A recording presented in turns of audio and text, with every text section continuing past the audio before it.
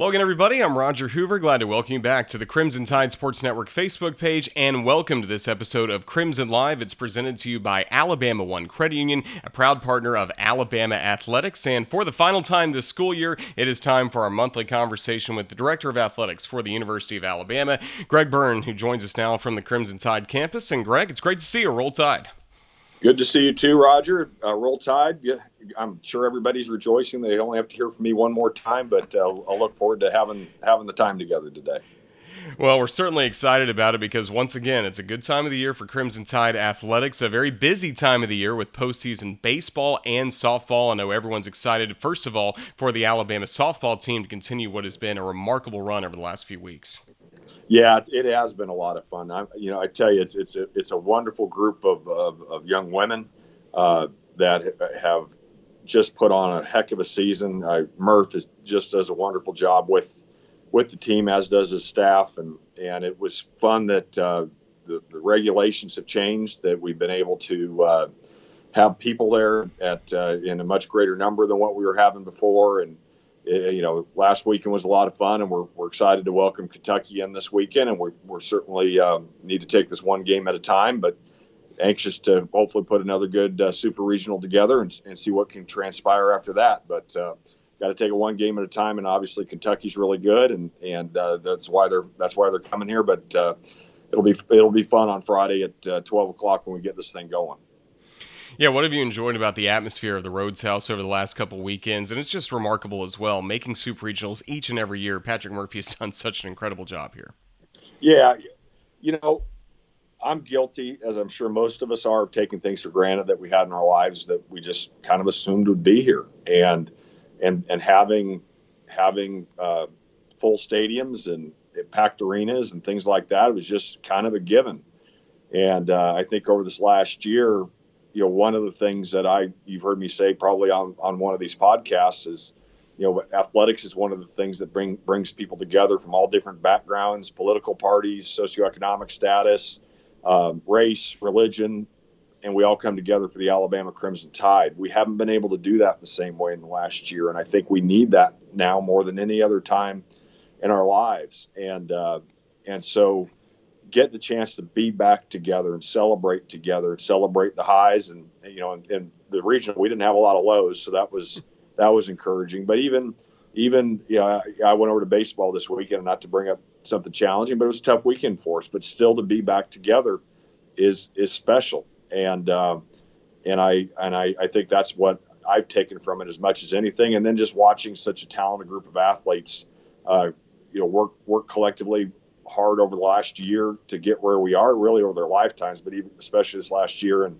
to see it come together and advance to the now super regional. And we're looking forward for this opportunity to have a great weekend at the Rhodes House this coming weekend.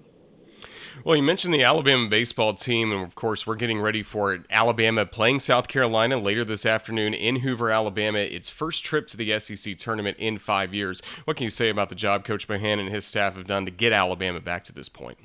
Yeah, and actually I'm dressed to head to Hoover shortly after we get done here to watch the team play, and I'm really proud of the job that Brad has done. He is a very smart coach. He took over a challenging situation, and I remember saying to myself at the beginning of the year, if we can get back to Hoover this year, that's a step in the right direction for us. And so we are back in Hoover. Obviously it's been a tough year on the mound for us. I was talking to somebody, it wasn't Brad, but somebody internally in the program, because he's not going to say it, but I'll say it. Three of our top five pitchers have combined to miss over half of the season. I think I think those numbers are accurate. That's going to have an impact on what you do, but as the AD, you got to look at it and say, look, where are we going collectively, and the way he recruits, the way he has built the program. I mean, it's a really solid group of kids. They're working the tail off.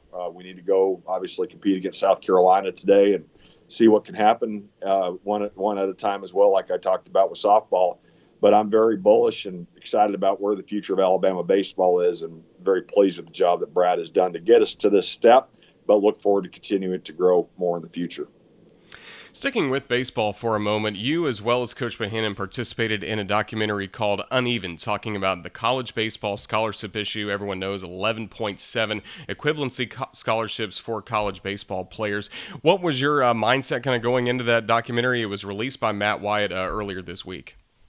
Well, I've known Matt for a long time, back to my days at Mississippi State.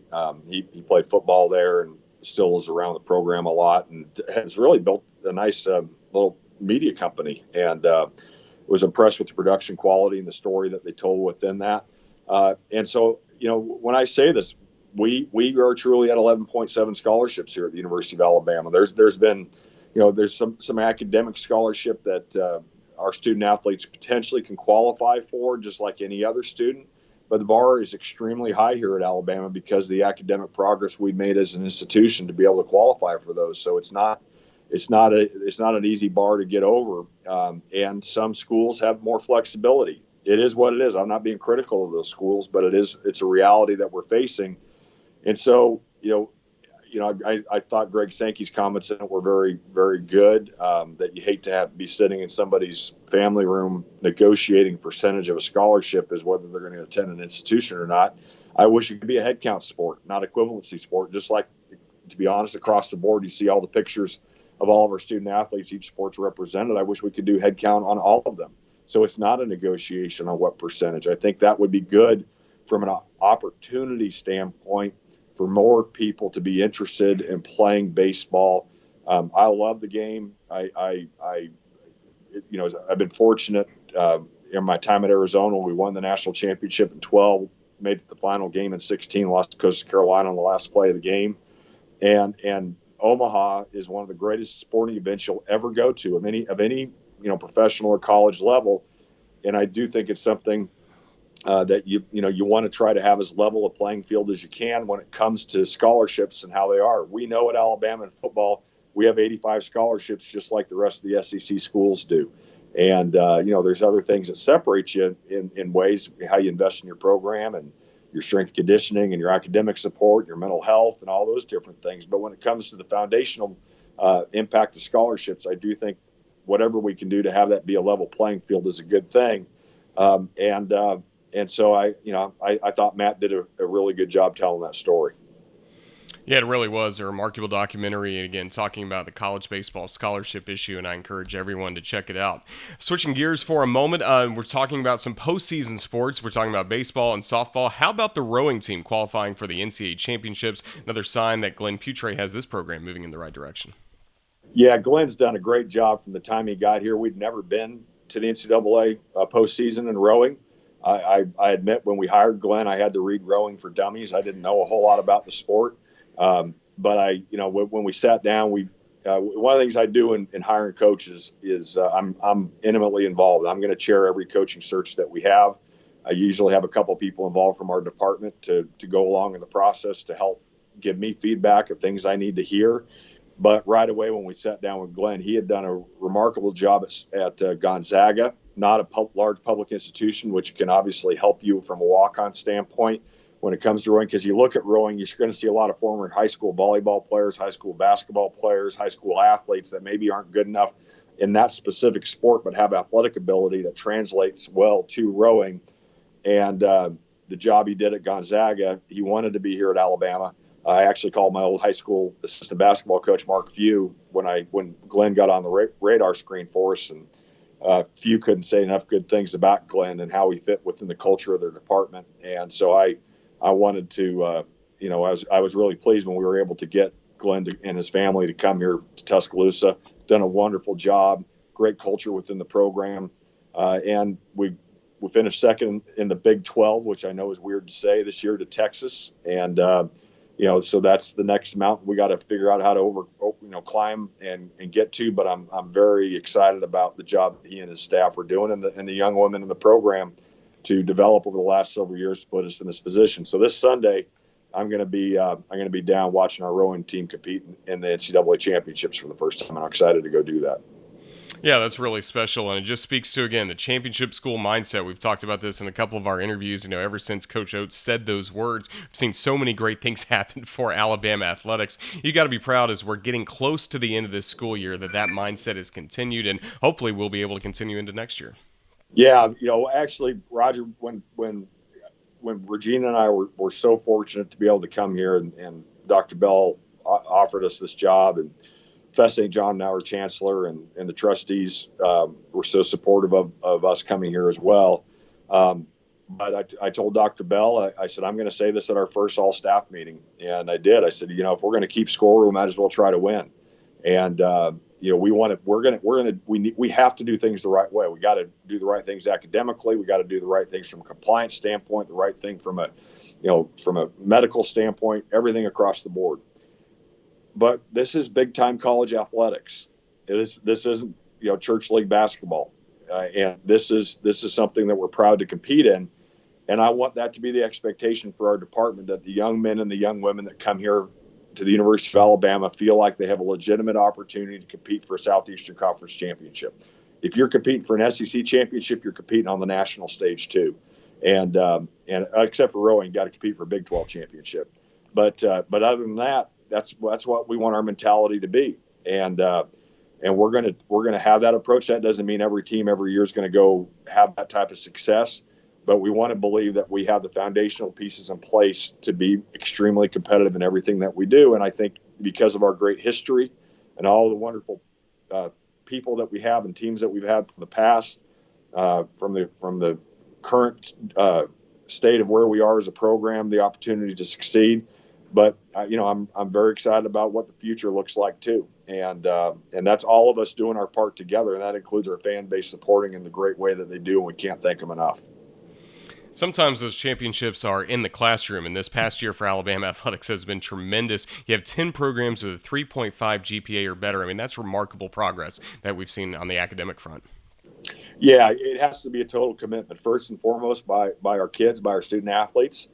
Secondly, by our coaches, saying this is a priority in what we do, and I'm extremely pleased with the approach our coaches take from an academic standpoint. And then it has to be something where you surround them with support the best that you can to make sure you're doing everything with academic integrity at the forefront, but at the same time too supporting the young men and young women to pursue the academic dreams they have. Now, sometimes in college athletics it gets criticized that you hear a young man or young woman say, "Hey, I want to be a chemistry major," and it was tough for me to do it. Well, that does happen at times, but we do have young men and young women graduate with engineering degrees, with science degrees, and a lot of them get business degrees and MBAs and things like that. And so we do have very good diversity in our academic offerings that our young people are taking on with their academic challenges, and I'm proud of all the work that they do for it. Well, in several of these interviews, we've talked about your love of basketball. And of course, you've been around basketball your entire life. And now you get to be a part of the NCAA Division I Men's Basketball Committee. What can you tell us about this role that you'll have coming up for this upcoming year? Well, it's a great honor. That's a committee that I had always had interest in. And when Greg Sankey called me and said he was going to nominate me to be the SEC rep, that meant a lot to me. I actually have a picture across from me here in my office at Bryant-Denny Stadium. My first year here, myself and a guy named Tom Jernstead. Tom was one of my mentors. Where the NCAA tournament is today is because of Tom Jernstead had his fingerprints all over it. Ran the Final Four and NCAA tournament for years and years, and was the NCAA staff member from the selection committee. And Tom unfortunately passed away in the last year, but I called his wife, Chris, and told her that I had been selected. I'm looking forward to going in and learning a lot. Obviously, I have to leave the room when Alabama gets discussed, and I need our fan base to hear this. They are very strict about that. That as soon as Alabama's name comes up, I have to walk out of the room. But I will be able to give perspective and be involved with the selection process. There is a lot of work that goes into it. I'll be watching a lot more basketball than I normally will during the course of the year. I'll be assigned to probably a couple conferences to be the liaison between that conference office and the NCAA basketball committee. But at the same time, too, I think it also bodes well and speaks highly of the job that Nate has done with our basketball program, our men's team, to have the AD of our school be a part of that now, because we've been able to raise the profile of Alabama men's basketball, and that leads to opportunities like this. So I'll do my very best to represent our great university and represent the SEC, and then at the same time too do all I can to help do my little part to make sure that the best teams get selected in the process. Well, it's an outstanding assignment. We're all thrilled for you and glad to see what this next year could look like for you, not only in that role, but of course in your role as the Director of Athletics for the University of Alabama. So as we start to wind down this chat, just what are the next steps for you once Alabama softball, baseball, the rowing, everything is done in the postseason? When we get into the summer months, what does it look like for you gearing up for next fall? Well, and don't forget track and field. That's right. Second and third of the SECs. We're really proud of the job that team did. Dan Waters, our head coach, has done a wonderful job. So obviously we got a lot still to play for this year, and we're going to want to support our kids through that. And then we have kids that start coming in right away here for summer one. And so we'll start right back over with all of our incoming new kids, our returners, and hopefully it's going to be a year that looks a lot more normal. We're continuing to make sure we support them from a medical standpoint through all this, and we're still doing COVID testing for those who have not been vaccinated, but a lot of our kids have been vaccinated, and that's encouraging to give us a chance to get back to normal. And a lot of our staff has been vaccinated too. I've been vaccinated, and really glad that I did it. Feel like I'm doing my part to hopefully protect other people through that process. But at the same time too, we want to get back to as normal a routine as we possibly can from a competitive standpoint, an academic standpoint, and training development. And so it's nice to see these things. It's nice to see crowds, and it just makes you appreciate it. So we're selling football season tickets with a plan of a full stadium, and hopefully we're going to take that into all of our winter sports as well. So all the planning that goes into that. And then I am going to try to take 2 weeks off over the summer and try to recharge the battery for a little bit too. So looking forward to that opportunity as well. And hopefully a lot of our staff will be too. Well, that's certainly good to hear. And before I let you go, I got to ask about capital projects. That's what everyone kind of makes sure they want to hear on these interviews. The Crimson Standard we've talked a lot about before. And we talked before about how you had to take a little bit of a pause on some projects and kind of making sure that Alabama athletics went through this year as smoothly as it did. So just curious to hear what the next steps would be for some of those projects. Yeah, obviously we're knee deep in the budget right now. We're working to finish our budget for this fiscal year that we're on, and then July starting our next fiscal year, we've been building what that budget looks like. I've said it before, we had a significant financial shortfall. We had over $70 million in revenue shortfall that we're trying to figure out, but we did not furlough one person. We did not lay anybody off. Did not do salary cuts. I do remind our staff of that constructively.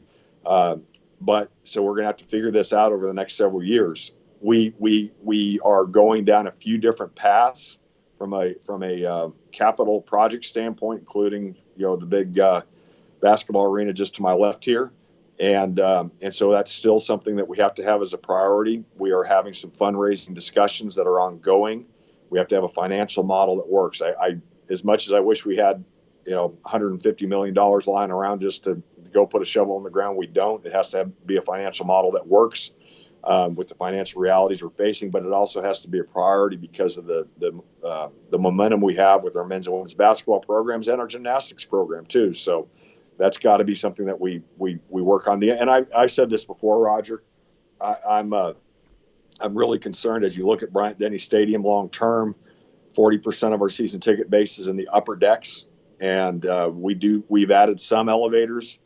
We need to add more. And escalators are challenging because they're in the open air, and there's mechanical issues at time with those that are in the open air that compared to more elevators. But we're going to have to also figure out how to get more of our fans to the upper decks of Bryant-Denny Stadium as some of our fan base continues to have, Father Time, work on them a little bit, because Father Time's working on me on a daily basis too. So we're going to make sure we pay attention to that down the road. But we also understand what the priority needs to be, and that's figuring out what we do from a basketball facility standpoint going forward. Well, you mentioned you're going to take a couple of weeks off, and for these interviews, hopefully just a couple of months off maybe. We'd love to resume them coming up in August because, Greg, it's been just outstanding over the last school year, kind of checking in with you month by month, seeing the progress of Alabama athletics, and just thank you for the time you've given not only to the Crimson Tide Sports Network, but to the fans in these interviews. And again, congratulations on what has been a championship year for the championship school. And again, thank you for all the time you've given us. Hey, Roger, it's a pleasure. I appreciate everybody listening. Chicago Gump always tweets a little bit about it, so I'll give him a quick shout out. But in all sincerity, our fans are the best. The support they give to our teams and our student athletes is unmatched in the country. That's a separator for us. So for all of you who are there, who support us, who are encouraging to our student athletes, who are encouraging to our coaches and our staff, we can't thank you enough. Y'all are awesome. We love y'all, and look forward to. If I don't see you this weekend at the Rhodes House, we look forward to seeing you next fall, and for many other events next year. Roll Tide. Thank you, Greg. Roll Tide, and thanks to everyone for watching the Crimson Tide Sports Network.